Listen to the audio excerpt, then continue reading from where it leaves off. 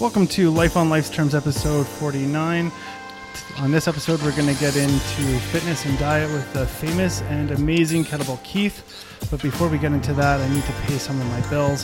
Some of these bills are for my sponsors who are generous to me.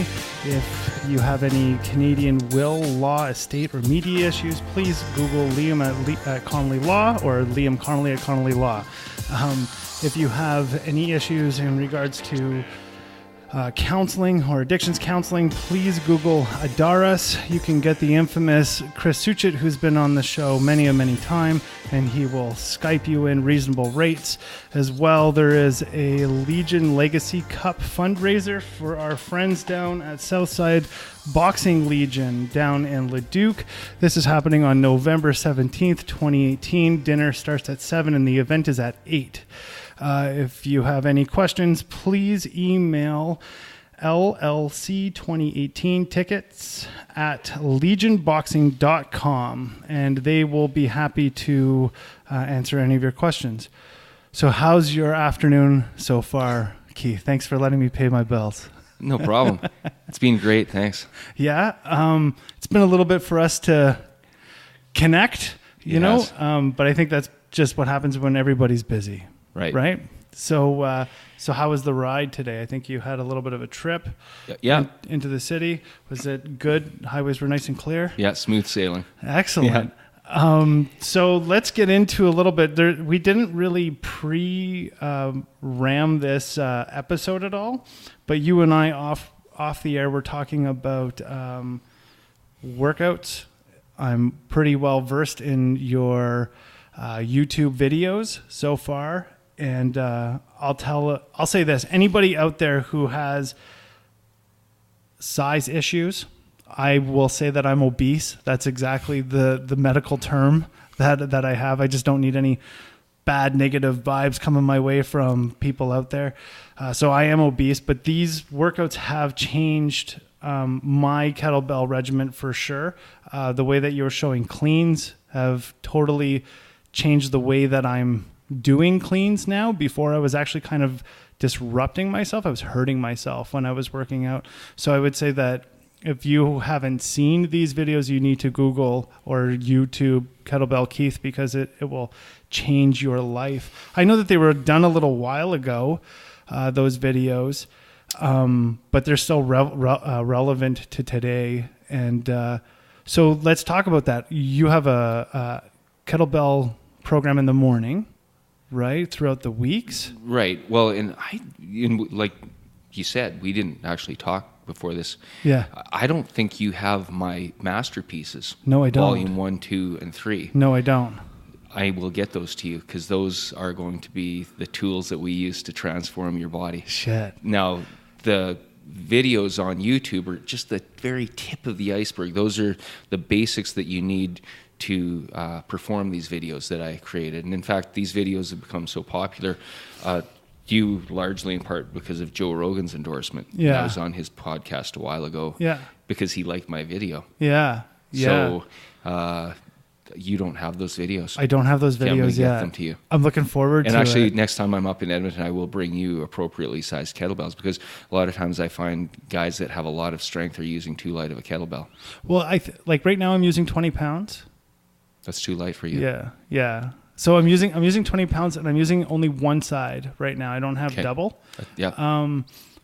I did listen to some of your podcasts with Joe Rogan and some of the stuff that you were saying about sometimes it's advantageous to have two, but sometimes it's more advantageous to have the one because then you actually have to counterbalance stuff. Found that was definitely the case for me. Counterbalancing was really nice. It helped me keep my back nice and aligned and straight and made me engage my abs in order to keep my shoulders kind of pinned back, if you will. Yeah. So I recognize that, and that made a heck of a difference as opposed to like almost letting my shoulders slump, right? Because I would do that with barbells before in the gym where I would have, dumbbells in my hands, and then, you start lifting or whatever. Next thing you know, you're literally just slumping, right? Yeah. And that would just hurt my back. I think before the show, I was also talking to you about my back injury. The listeners themselves know pretty much about it. I'll say it really quickly. I broke my back 8-9 years ago now. I didn't walk for 6 months. And became fit after that, and then now I'm not so fit.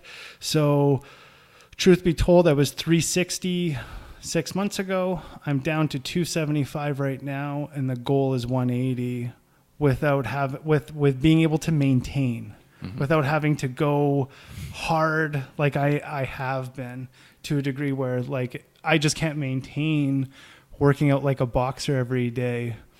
I have other things to do, you know. Right. Working out 3-4 hours a day is not something that one can maintain all of the time, right? So yeah, I appreciate the videos. I'm looking forward to it, and I'm looking forward to the kettlebells as well, man. I'm pretty stoked about it. See, the thing that I think sets my videos apart is, I mean, lots of people train with kettlebells, but there's a specific way to combine the various exercises to create like a lot of metabolic strain. So for instance, one of my most famous chapters in the first video is called The Man Maker. There's a video on YouTube of a guy in Russia actually doing that. I don't know where he got his hands on it, but he's doing the exact same routine. It's about 5 minutes. I think it's 100 repetitions. And you're going from upper body, lower body, upper body. But with kettlebells, you're never completely lower body. Yeah. It's a mixture. Yeah. But right when that upper body starts getting really fatigued, you switch to the lower body. And when you're done that routine, you've pretty much, that's it. You've given all you have. And you're maxing out your heart rate. So you've spread this load throughout your whole body. Okay. And all three videos are unique. The third video is 2 kettlebells at once, and that creates a huge metabolic demand. Okay. So what are the gains that typically people see quite rapidly through the first video? What's the response that you hear from most? A lot of weight loss. Yeah. Just general conditioning. A lot of people that do my videos because they like Joe Rogan are also into jiu-jitsu, so they find it really helps their jiu-jitsu and helps them recover more quickly when they're rolling around on the mat. There's a lot of people that do the kettlebells because they want to look better, right? Yeah. They want to, buff up a little bit. The great thing with kettlebells is I've got a lot of people that will come to my class for the first time. They'll look like professional athletes, but they don't do enough training cardiovascular. And see, so right now I'm actually jumping rope 20 minutes a day, right? And I am doing 100 push-ups, but in sections of 50. And I am doing about, let's say, 100 sit-ups, variously through 10, like in increments of 10, with 5 different ab workouts. And I'm going to post those on my blog so they can actually see pictures of me doing them. Yeah. But over 6 months, I haven't seen the results that I like. Yeah. So this is kind of, to be honest with you, I'm frustrated because when I was fighting, it was feast or famine, and that's where I was always at. And I could maintain 180 pounds, 175 pounds normally or easily. And I'm really fighting right now. Like I'm fighting to look for 2 or 3 kilo even over a month, and I feel like my body is almost stagnated. Yeah. And I've plateaued almost, but I keep trying to increase the demand in the same amount of time. And it's still I'm not seeing the results from it. Well, and the problem is your body's adapted to what you're doing with it. And because, when you're doing push-ups, it only works a small part of your body. When you're skipping rope, anything that you can do for 20 minutes isn't hard enough for your goals. Yeah. As a boxer, mixed martial artist, it's great. It's a good way to do a lot of strengthening, but it's not hard enough for you to get to the goals you want. Yeah. And so that's why I love the kettlebell training, because if you're designing your sets, for lack of a better term, properly, you should be absolutely exhausted after 3 minutes. Recover quickly, do that again for 3 minutes or 5 minutes, whatever. With 2 kettlebells, some of the routines are 2 minutes. Wow. And you are absolutely wasted. And that's what your body needs. There's an excellent book called Exercise is Medicine. I forget what the guy's name is, but he's based out of McMaster University. He was on the Tim Ferriss podcast, and he's actually researched the metabolic and beneficial effects of like high intensity interval training. Okay. And it's like medicine for your body in terms of fatty acid profile, stimulating your metabolism, the EPOC, right, the post-exercise burn, all that kind of stuff. So I have a quick question for you, a little bit in a different direction. Sure. But I think it still fits into this. I saw on your Instagram that you do like to go hiking. Yeah. I'm a hiker. We kind of talked a little bit about that. What is the digestion notice that you see in higher altitude than you see at normal, or do you see any? Oh, yeah. Actually, it's funny you mentioned that because my wife, she's extremely obsessed with her food, her diet. It's next level. Myself, I'm not as obsessed as her, but we were talking, the first time I did that mountain we climbed yesterday was with a guide, and it was a 3-day excursion, and one of my buddies set it up. And so in that 3 days, I didn't have a bowel movement once. Yeah. Which was extremely disturbing. Yeah, it is. Right? It is. Yeah. And we were talking about this because I'm doing a DNA profile test to find out what my blueprint is to optimize what I'm eating, right? Yeah. And I was talking I've been vegan for over a year now. Okay. I'd say plant-based because vegan, there's been times where I've cheated. I have low willpower when it comes to certain types of food. But meat has been off the table for over a year. Dairy, maybe once in a while, if there's a piece of pizza sitting there steaming, I might eat that piece of pizza. But aside from that, most animal products are gone from my diet. And every morning I wake up and it's like heaven. And I've never experienced that before in my life. So I was telling my wife about that yesterday when I said, I feel so much better than I did 10 years ago. Yeah. Because I'm actually having like these bowel movements, and it's really disturbing when you don't. And I think so. Like even how many meters up were you actually? Do you remember? Close to 3,000, like 2,900 and something. So not that big of a deal. Like it's a doable. We started at noon, and we were done by 5. Like we got back to the truck at 5, and we didn't rush because my wife, she's a girl. So I did like Mount Robson, which is 3,800 meters. Wow. Up, right, in total. I found that was a huge deal for my digestion for the first 3-4 days as well. I didn't have a regular bowel movement, and then once I did in that 14-day hike, that was it. It was, and nothing could be solid out on the trail almost. But when I did Mount Logan up in the Yukon, which is the second highest peak in North America next to Denali, years ago when I was younger. And I didn't have any of those problems because I was already starting. So I almost, for my body, it almost feels like anything past 3,000, I'm okay. And I'm not going to have any issues. It's climbing to 3,000. And when you go to Mount Logan, you start at 3,000. It's already thin. And you're going up to like 448, right? Like that's, so when you get up to that 448 and you can literally see the mountain range of Alaska, the Yukon, and the ocean, like out by BC, the Pacific Ocean, and the BC mountain range, because you're that high. It's pretty intense in the moment, and you can only last maybe like 15, 20 minutes on the peak, and then you have to come down. But no issues I found with dietary. It was anywhere from 3,000 and less. I always had issues. So if you ever go back into high altitude, keep that in mind, that it's going to get pretty serious once you get up there, and you can't stop it almost. It almost just becomes like runner's trot. When you're up there, that's literally what it becomes, because you can't, it's almost like the altitude is like X-lax for you. And like you get maybe a kilometer or two up, and then you're like, oh, whoa, we got to stop. We got to, dip in the snow for a couple seconds or something, So keep that in mind. But I was really interested to see what that looked like for you when you were going on that hike, right? Do you find the cardiovascular piece an issue for you without being a carnivore at the moment? No, not at all.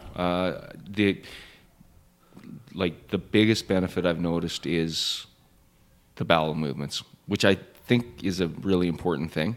And I didn't realize how much of an effect it had on my life before. Like when we were driving out, I said the old me would have been, usually I would get up every morning and run because that was the only thing that would stimulate. Yeah. And I would be sitting here right now driving with you disturbed internally because I'm like, hopefully I can climb up that mountain fast enough to create a high enough heart rate so that it will create this sympathetic nervous system effect and make me take a dump. Wow. And now I've been there, done that. Like it just happened like clockwork half an hour after I got up. It was amazing. And it's just made such a difference in my life. And it seems trivial to someone that's never had that problem, but so like one of the doctors, when I was on this health, I'm going to call it the health process, because it's been a struggle. It really has been. One of the doctors told me, well, you can't process protein. Flat out what the doctor had said to me. And he's like, you need to go see a dietitian. So I went to a dietitian and they were basically I lived vegan for 2 years. But the issue with it was I was actually gaining more weight while I was working out. Why? I don't know why. And then I switched to paleo. And I found that was giving me results with the intermittent fasting. Right. But one of the reasons why this doctor thought that I was having issues processing protein was because of my childhood being so, like I was very poor as a child. So like most of my protein came out of a can. Like I would have fought you about ham not coming from a can. Right? Like Spam or Click was like the way it was supposed to be, right. in my earlier years. And so he was saying, well, because you always ate processed meat is no good. And he's like, now you're eating real meat. Your body doesn't know how to process it. So then he cut me off of it. He said, it was his suggestion, right? Don't do that. And go and talk to this dietitian about living a vegan lifestyle. Well, I did that. And it didn't give me the results that I met. I ended up becoming hypoglycemic within that time, which was totally not fun. I have diabetes. Throughout my family, being a French Canadian, we're more susceptible to that. So that's kind of the other reason why I need this help. Because I've said this to my co-host many, many times. I'm fighting for my life as much as I fought for my life in active recovery in the beginning. I feel the same way with my health at this moment, because recovery is all around. My mind and my spirituality, or whatever you want to call it, is in sync, and my emotional well-being is there, but my body is not reflecting where my mind is, right? And that's the battle that I'm in right now. I know I've won the war of addiction and I win that every day, but this is the next battle that I have. So like to hear you talk about living a more vegetable lifestyle, I'm intrigued by that because I would like that to work for me. Yep. But I think I don't know. And it's not that I don't like meat. I like meat. I hunt, right? I will go out and I'm a bow hunter, so to say, right? And I will go out and do that. And I do like natural meats. I don't eat chicken. I try to stay away from it as much as I possibly can. And if I am going to eat chicken, it's free range chicken or eggs, so on and so forth. So like, and I think when you were on the Rogan podcast, you were still eating meat at that time. Yep. And you were eating free range, so on and so forth. So what was it? What was the determining factor to go to vegan or to a more vegetable lifestyle for you? My 16-year-old daughter took me by the hand, took me into her dungeon, her downstairs bedroom, and showed me documentaries about how horrible they are to animals on her laptop. She did it twice. She did it once.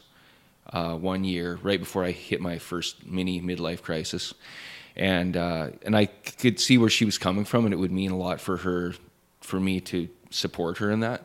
But I just couldn't do it because I didn't believe that I could build the muscle. I went into it. I did a physique show. I'd never done anything like that. It was a little bit out of my comfort zone. which is why I did it, because I knew it would make me accountable. Because you'd see some of my Instagram pictures. I had actually was becoming a skinny fat guy from doing. I'm a very naturally cardiovascular kind of a person. I tend to excel at that type of sport. I'm not a very strong person. I've become stronger by using kettlebells, which is one of the reasons I love them. I don't think I'd be as strong as I am now. Combined with my cardiovascular ability, I wouldn't have been able to make that first video, which you'll experience. So yeah, I didn't trust that I could get enough protein to look a certain way to fulfill this goal. It's kind of like a bucket list goal. Yeah. And then after I completed that program, she showed me again. She gave me one more chance. And someday when you have kids and your daughter is, you'll do anything to kind of impress her. And I had long hair for years to impress my daughter because she thought I looked like Kurt Cobain. So, I mean, you just do things for your kids, right? So that's how I began the process. And then I just went with it. I thought, what's the worst thing that'll happen? I'll end up wrecking my hormones, and I'll work at Starbucks as a barista, or who knows what'll happen, right? I'll just, I'll feel like doing needlework or whatever. But what happened was that it was fine. I found, and I'm not going to say that I'm on a different spiritual plane, because I'm not eating the souls of these animals that have been wrapped. Not at all. And when someone eats meat in front of me, I'm not judgmental about it at all. In fact, it usually goes the other way. It's like, whoa, why don't you eat meat? Yeah. So. I remember that when I was living a vegan lifestyle, people would be like, why are you, and I would look at them, because it was the truth at the moment. I would be like, well, it's not by choice. This is the doctor. The doctor's asked me to do this, right? So I could say that and meant it. And now that I am eating meat, I'm kind of like I try to keep it to a limit, because I know that I have a difficult time digesting that kind of protein. So yeah, sorry, I didn't mean to interrupt. No, not at all. So, that's how it began for me. And then I didn't notice any negative side effects. But one thing people have to be aware of is there's veganism, and then there's carbism, where they're eating way too much bread and they're eating too many starches.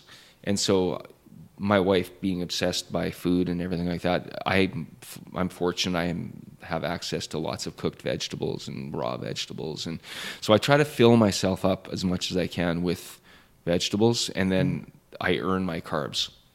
And so unless I've done something really strenuous that day, I will hold off on, to me, bread is a treat. A potato is a treat. Yeah. Like any starchy carbs that are really yummy, that's a treat. Yeah, so. I actually do the same thing now when it comes to bread, so on and so forth. And I try to do it on my cardio days. Probably the wrong thing, because I think it's probably better that it's my lifting days, like on my kettlebell days, or when I'm doing more of my like my push-ups, sit-ups, all that kind of stuff. But I'm trying to incorporate that on every one of my days within my 4-day limit.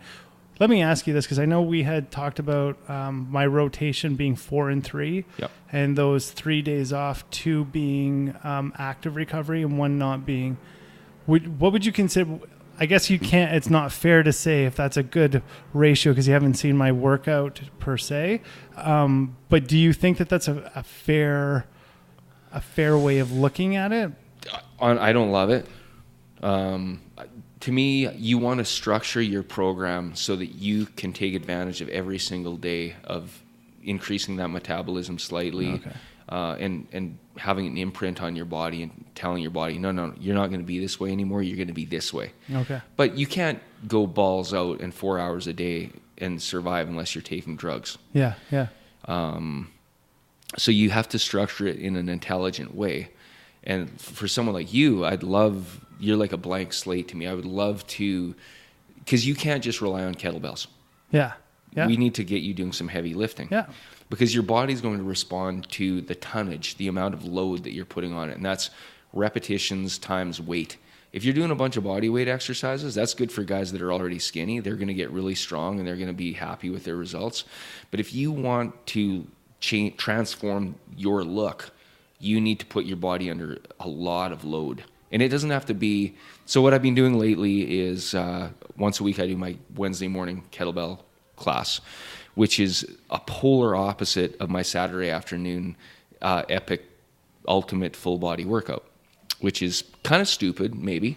Some people might think it's not a good idea. So the kettlebell workout is 1 hour. We squeeze as many repetitions as we can into that hour with a weights that we can perform for that hour, and then you're done. Like you literally you take a cold shower and you go to work. On Saturday, I flip that. So I lift nothing but heavy weights, low repetitions, lots of rest between sets. I do everything in circuits. So I'm just like an old farmer doing some like really heavy chores. And if it takes me 3 hours, it takes me 3 hours. And I'm doing squats and heavy deadlifts, and I'm weighted pull-ups and doing all these different things. And by the time you're done, you're a different kind of exhausted than with the kettlebells. But I like the two because it's a yin and a yang thing. Yeah. And then in between my workouts they're not that long or that intense, but I'm still getting some value from them, and I'm doing what I can do to stimulate my body. Because I find if you can exercise every day, and there's going to be days I take today's my day off. All I did today were the 5 rights and did some stretching, and I find I need 1 day off a week, but I can go pretty hard for those other 6 days. And then 2 of those days are, really hard. And so that way, I'm getting I'm maximizing my time and that continuum of fitness. And so are you going to the point of muscle exertion? Like failure, you mean? Yeah. No. Because see, that's one of the things that I had seen not with you, but like from other people who were trying to give me advice was like, you need to go to the point where your muscles can't do anymore. And I'm like, but I don't want to be going to the gym every day where I'm sore. Because if I'm sore every day, I'm probably not going to want to work out that day. Right. And that's going to failure it's a good technique for hypertrophy, for making your muscles bigger. And it's good to throw in like the odd time. And when I'm going heavy, I'm thinking in terms of, okay, I've got this weight, I'm going to do 5 repetitions. My 5th repetition is hard. If I had to do 6, I probably could, but it would be ugly. So I'm going to rack the bar because I've got 4 more sets to do. Yeah, that's exactly. So I watched the thing with Joe Rogan and Ferris, right? Ferris, who like trains George St. Pierre. Yep. Right. And he was saying it's a marathon. Yep. If you look at your week, don't burn yourself out so that by Friday you hate your life. Yep. Right? He's like, do what you can every day and pushing a little bit of that increment. Right? So like when I was boxing and when I was fighting, sure, we would go run through waist high snow, 2 miles in, 2 miles out, and we would call it a virgin cut because you'd have to break snow all the way through. Right? And I used to be in geomatics. We had talked about it a little bit before, where basically hiking through the mountains, breaking trail was the same idea, right? And so that was really, really hard on the legs. But that allowed my cardiovascular. Like when I jump rope, most people see me at my size and they can't believe that I'm able to sustain that for 20 minutes without stopping 3 to 4, 5 minute reps with only 15 seconds in between each one. And it doesn't faze me, but I'm not dropping any weight in cardio. And I even started using a sweatsuit in order to do my cardio. But the problem was with the sweatsuit is I was dropping so many electrolytes and not able to pump them back in. My back started spasming. Mm-hmm. Right? The muscles couldn't do it. So it's like, damn it, like what the hell am I going to do? Right? And that was the big thing in the Sober October episode that we just did last week, where I said that was my failure. That's how I hurt myself, was using that sweatsuit way too much. And I think if I'm going to really test myself once a week, I would use the sweatsuit only once a week, because it is very difficult to get through any cardio on that. But if I was asked to do something else and strenuous without the sweatsuit, I'm totally open to that too, right? I'm literally at a point where I'm just that frustrated. And I think many people who are obese and really want to change, this is what it boils down to. You just get so frustrated that you don't know which way to turn anymore. Diet's not working. You don't look like what you're putting in, or that's what it feels like. And the little gains that you're making aren't really giving you the motivation that you need to keep at it, right? And I hear this from a lot of my listeners because I've expressed my obesity at this point, and a lot of them say the same thing, that they're just so tired of being frustrated. And what is it? Is it my diet? Is it my working out? And I believe that it's all of it, because I have lived a good, clean, healthy life in regards to, I was still drinking and using drugs, but I was still in really good shape and I could go and fight for like 15, 20 minutes, no problem. And then now I probably couldn't do that. I might be able to get 8 or 9, 10, 15 minutes, but not at the rate that I could before, right? So I think I'm hoping that with this episode and later on, I can be that goal setter that other people can kind of look at. And using your techniques throughout this is kind of I'm just ready to do it. Because I think it's advantageous that you're really geographically close to me, and I need that mentor. I need that person who's going to be like, hey, guess what? You're almost there. You're going to do this. You're going to drop down more. And I don't think, like in addiction, we have that mentor, right? We have what's called a sponsor or whatever who kind of pushes you. And that's almost what's needed. So if I can get this knowledge from one person, I would pass it off to the next person in the same capacity that it was given to me. Because I hate living this way. And the fact is, being a Canadian, it's our responsibility to maintain that free health care. I don't want to be diabetic. We had Dr. Shapiro on the show a little while ago, and he looked at me and he was like, I really hope you do well, but he's like, you're probably going to be diabetic, And I was like, I'm not. I don't want to be. If there's anything that I can do to fight that, I'm going to fight it, because I see what it's done to my family, and I don't want to be living my life with meds for the rest of my life, and I don't want to have to be out there hiking and know that my physical physique is killing me and I'm not able to go and do a 14-day hike through the Indian Pass from Jasper to Mount Robson anymore, right? So like, I just don't want to be here anymore. And I'm willing to do whatever it takes, and that's kind of why I'm feeding off of you in regards to like, what is a good diet plan? Mm-hmm. And what is like these videos I'm really stoked about, because I want to see what that kind of work is going to give me, and we're looking at getting a dietitian in too. But if I can get it one source, I'll get it one source, mm-hmm. Well, and the problem with dietitians is, it's the same as physiotherapists. They all have their own school of thought. So you might get a dietitian in that doesn't like paleo or doesn't like keto, or maybe they hate veganism, or maybe they think high carbs, low fat. It depends on their school of thought. And the other thing too is what's right for your body. Mm-hmm. Maybe you need animal protein to optimally function. I think there's a difference there as well. And I think this DNA test I just did, I think shed some light on that for me. Who'd you go through the DNA test? It's called DNA Power. Okay. And it's a company out of Vancouver. So you take a swab of your mouth, you send it off, and you get this 80-page thing back. That's a little bit vague. So they had a girl, it was like $79 for the hour, and she went through the results with me. And I've seen people really transform their bodies by changing their diet. So one girl I treat, I hadn't seen her in months, and was always trying to do the keto and trying to get lean. Beautiful girl, but always a little bit heavier than she wanted to be.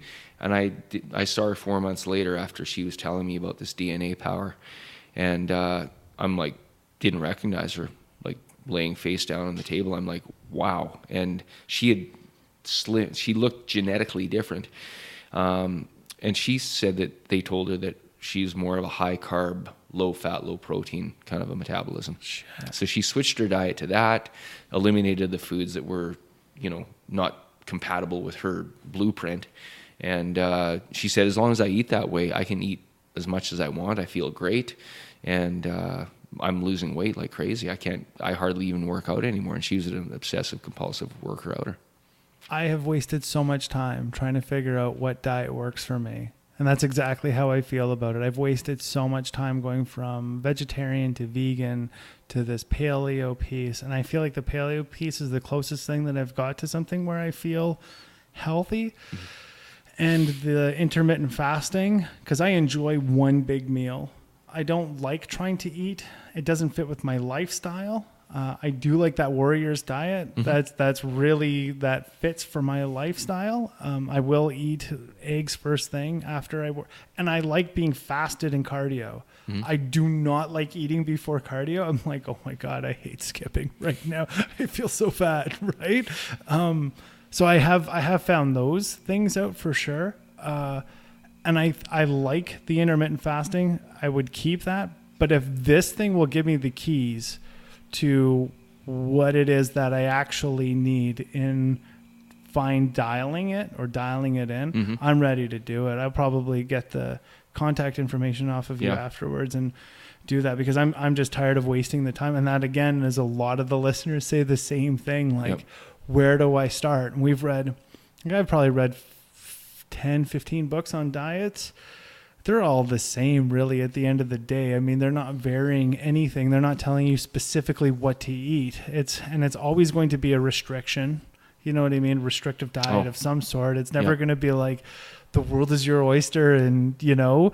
And I do have issues with mouth pleasure. I'm like totally addicted to frozen Reese's Pieces. But I try to keep it like after I work out, right? So right after I work out, that's when I'll eat only one of them. And I do count my calories to the best that I possibly can. I round it out, and I try to be over average than my actual average. So it's like 850, shit, that's 900 calories or whatever, right? Yeah. And I'm not counting it obsessively. I'm just trying to keep the clock going, right?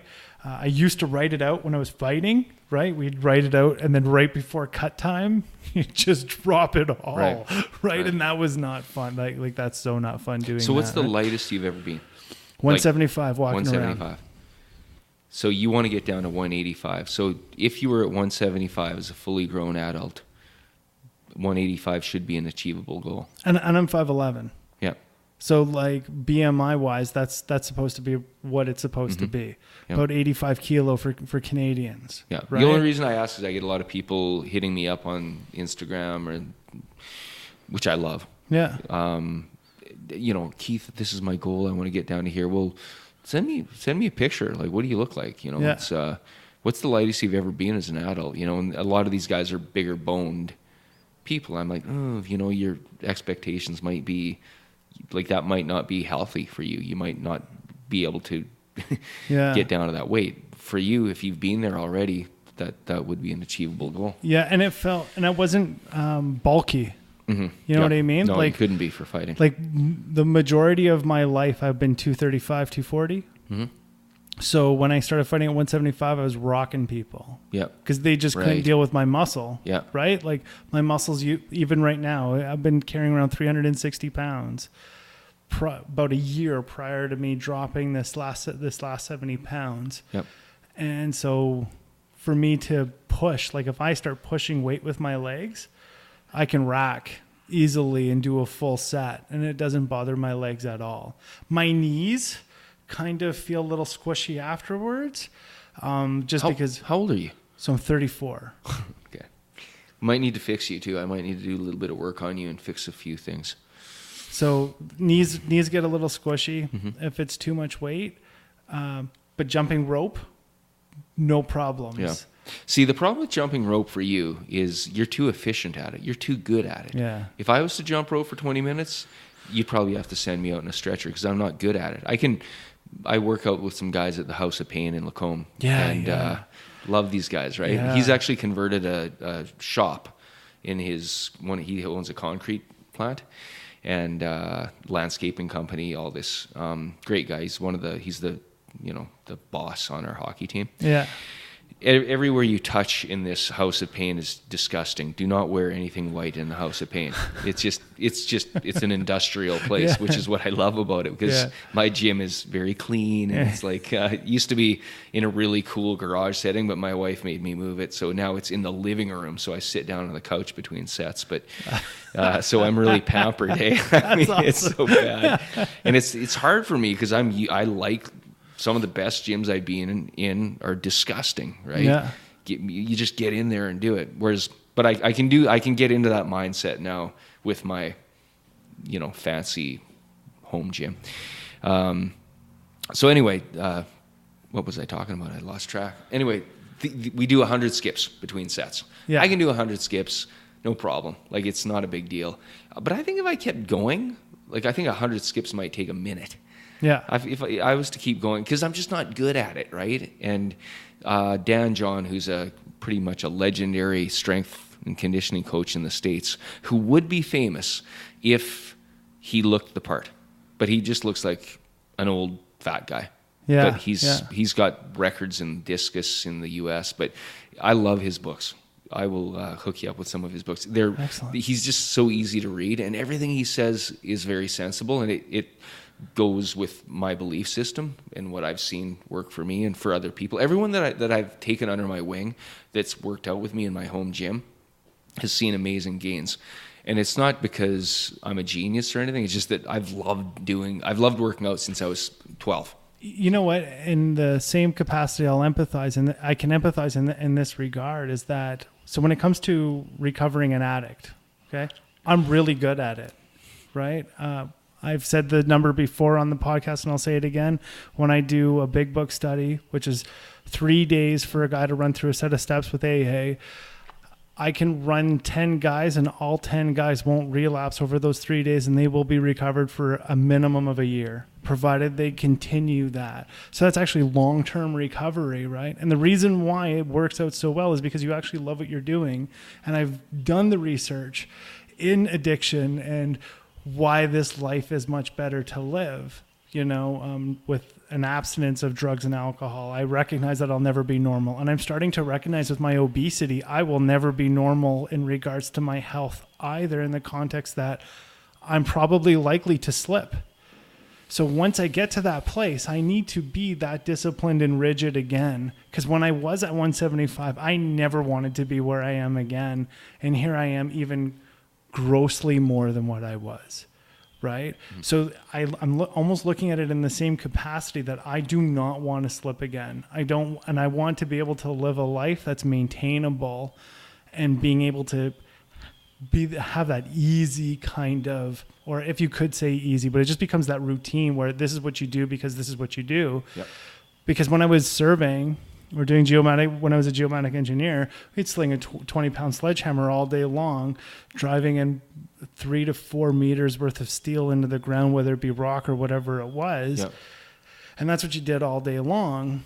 And so you earned being in the office. Well, today I don't have that physical piece, right, except for what I'm doing. So I have to recognize that I'm earning this sit in front of a microphone and being able to talk to you, right? Yep. And so how do I earn it? Well, I got to start doing things more, or things that are more efficient, to burn down what I need to burn down, so that I can be healthy in this way, right? Yeah. Yeah, and I think you need to look at it in a sense that I usually find if people are doing something that works, they'll keep doing it. And that's where so many people, like your listeners and yourself, they fall off the wagon, because it's like, I'm trying so hard and I'm doing everything, and there's so much information out there, like it's just overwhelming, that they just give up. Well, I might as well just not, because I'm putting all this effort into it, and it's so frustrating, and so it's self-defeating. So there's a couple things I think that are really important. One is to make it so that it is part of your lifestyle, and it doesn't seem so like, for me, I don't mind it. Just like my wife doesn't mind. The more foods that she can restrict from her diet, the better. Like, she gets off on it. Yeah, it's like so exciting, you know, like I can't eat gluten. Yes. And for me, it's like, okay, my legs they're basically not getting any stronger. I'm gonna add pistols to my regime. Yes, it's gonna be so hard, right? Yeah. And so if you select, I feel like I've selected the appropriate exercises that give you the most bang for your buck, whether it be with barbells or with kettlebells. Because I see lots of stuff on kettlebells on the internet that look really cool and it's really fancy, but the kettlebell's not heavy enough. Yeah. So like, I don't want to be good at kettlebells.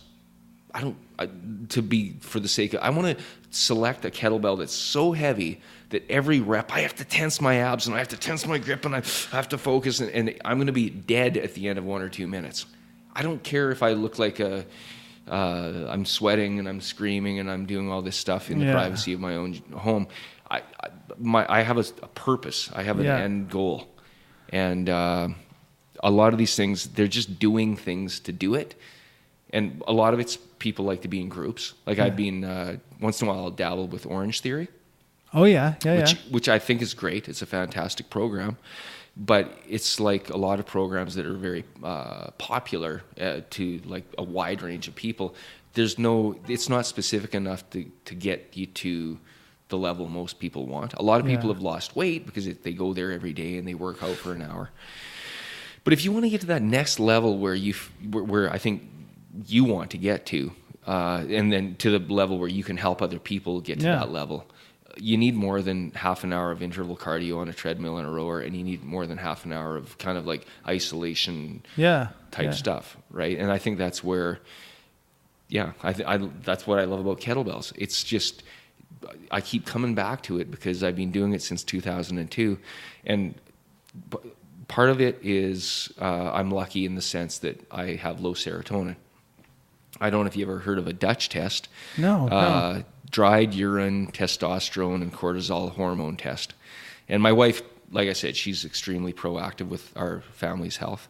So she had me go and see this naturopath because she wanted to probably find out why I'm such an asshole or some reason.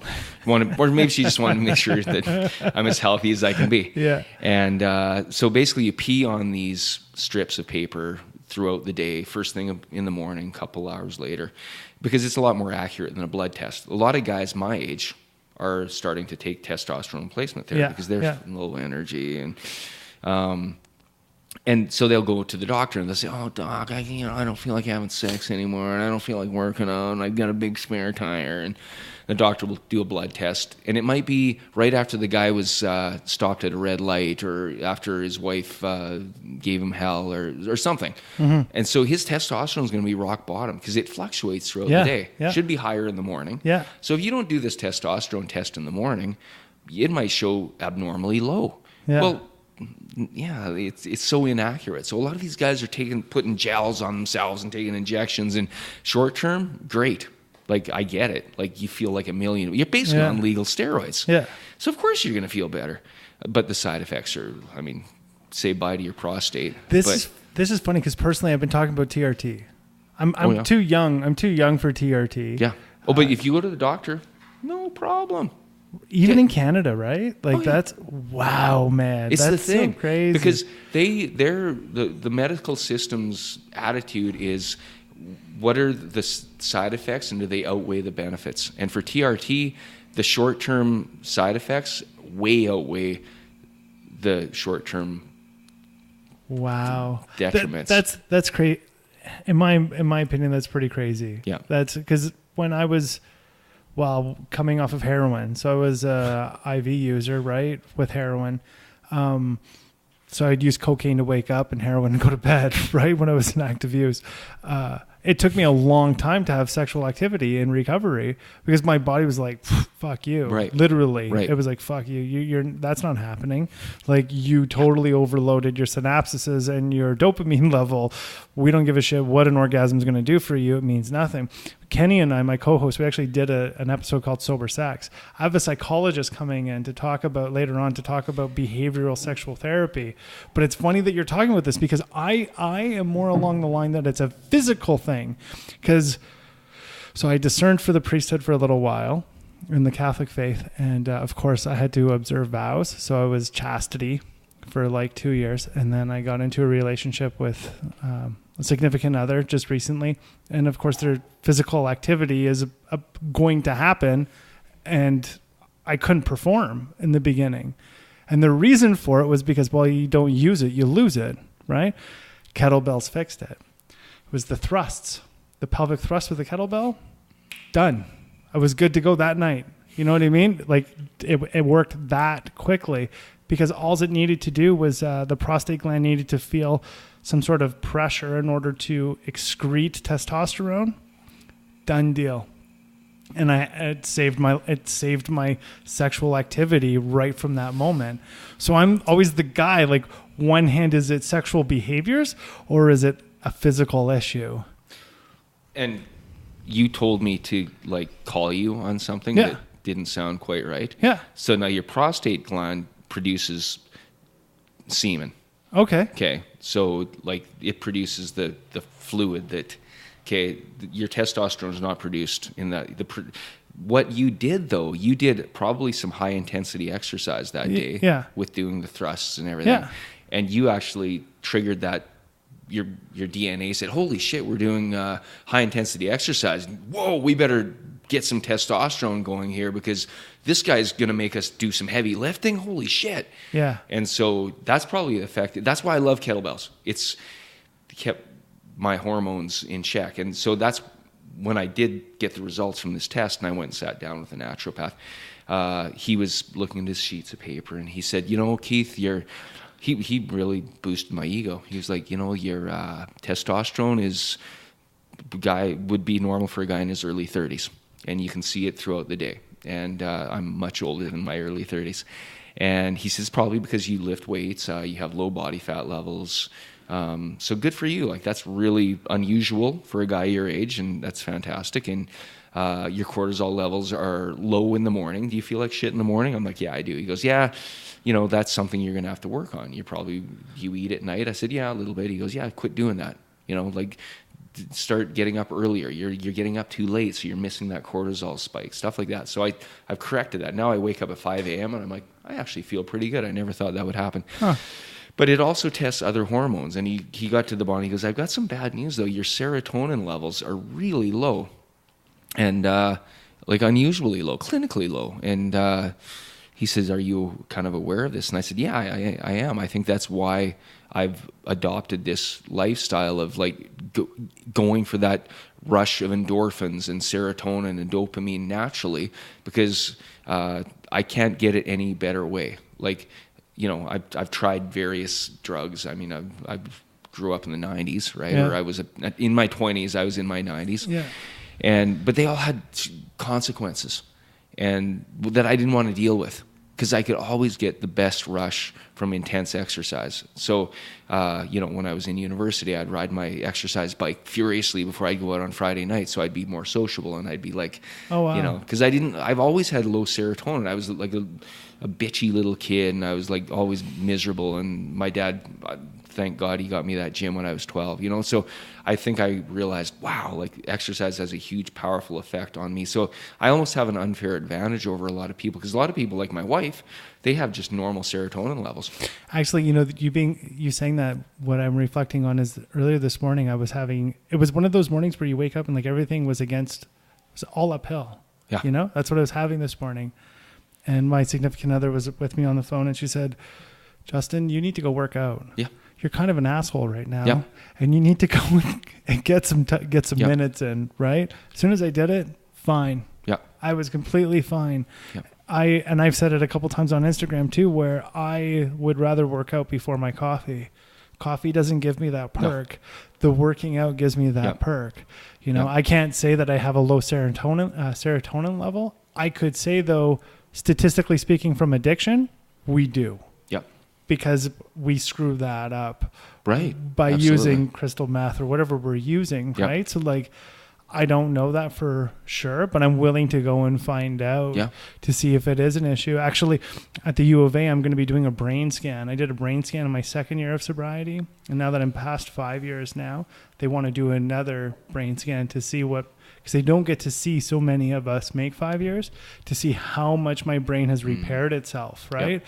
So I'm going to find out some stuff about that, and of course that'll be back. I'll be bringing that onto the show, but I'm really looking forward to that. But I can understand. I'm kind of a dick before before I work out. Yeah. I'm not a nice person, just because this is a quintessential question on life's terms. Do you have a meditation practice? I've tried. Yeah. And I believe in it, and I believe that there's a lot of benefits to it. But right now in my life, I feel like I'm getting the meditation I need from... Typically, I'll work out without music. I might listen to podcasts sometimes, but a lot of times I'll just do my thing. Yeah. And I feel like that's almost my meditation. When I'm at work and I'm working on somebody, I feel like I have to live in the moment because I can't be distracted because I do all hands-on type work. So if I'm working on the person and I'm kind of distracted thinking about something else, they can feel it. Yeah, and like that muscle might have released and they're like, why is he still, what's he doing? Like, so I feel like that's given me an advantage in the sense that, and I'm not saying that I couldn't benefit from meditation, but like right now I'm just, so some people do, some people don't. We just like to see, it's just a quintessential, question that we ask. Same thing like with, one of the other questions is, how do you deal with, success? Right. So we have a lot of our listeners who self-sabotage, right? So they're on the precipice of something successful, and then right in the middle of it, you kind of just piss the bed, So sometimes we go into those, but I just thought that I would touch on that. Yeah. But I do know that even for myself, like I have 2 meditative practices, and even working out training, like when I'm boxing and I'm hitting the bag, I'm in the moment. And to me, it's the same thing as sitting on the mat, counting my malas and saying my mantra, so on and so forth. It's the same ideology because I have blocked out any problem in my life. Yeah. And I'm focusing on those 3 square inches that I have to hit. That's all I have to hit. Right. And so when I'm in that moment, it almost feels the same capacity as before I play music, before I sit on the mat, whatever it is. So I totally agree with you. Active fitness can be a meditative form in itself, right? So yeah, it's pretty neat how no matter where you're coming from, you can find that peace, whether it be through something active or sitting and maintaining or whatever it may be, right? So it's pretty wild. We're almost an hour, so the last thing I'd like to get into with you is the follow-up. Let's you and I will convene through email, phone, and all that stuff. And what I'm going to do is I'm going to write all this on the blog, and I will be successful. Yeah. I will be successful. Whatever you throw at me, I'm going to do. And I'm going to show Kenny, the co-host, who is working at a gym here in town. Mm-hmm. And he's taking physical fitness, becoming a physical fitness trainer. And he'll hold me to account. And I'll give you a report once a month, so you can see not just on the blog, but like just to your email or whatever, and keep me to account to what I'm doing. When I'll probably come up and help you. Like come up and do some workouts with you and show you, because it'll help a lot if I can be there in person. Okay. Or I can even come down. I mean, however we work it out, right?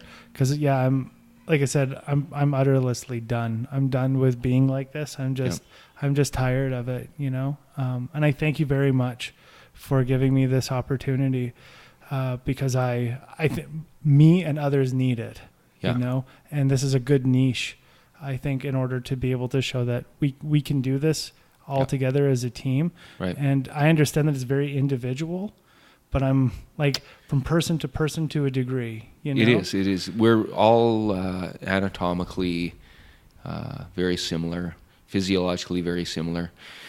And you said I was able to plug something. I do want everyone to know that my YouTube channel is going to become full of content very soon about what we just talked about. So awesome. I want to teach people how to do the hard exercises that they maybe saw somebody doing, the really hard beneficial exercises that will give them the best result. Excellent. Once your channel is up, we'll pump it on the episode, of course. Like it'll be the one I have now, but there's going to be more there, and it's going to start out with hanging leg raises and exercise. I think everyone should be doing. Awesome. That's excellent. Well, I thank you for coming in. Thanks, Justin. It's been an awesome hour. Yeah, went fast. Had a hell of a good time with you. Yeah. So I'm just going to do the last piece to this, and that's become a Pride member on Life on Life's Terms. All you have to do is go to www.lifeonlifestermspodcast.com, give us your email, and we will send you all of the new content every week. We have a show that comes out twice a week, and you will get a notification through your email, and you will also be privileged to our blog, which is free, and you can also participate in the conversation back and forth from the blog to the podcast to whatever you're telling us or whatever your suggestions are to us. Hope you guys are having a wonderful day, and thanks again, Kettle Bell Keith, for coming in. Thank you. Have a wonderful evening. Bye for now.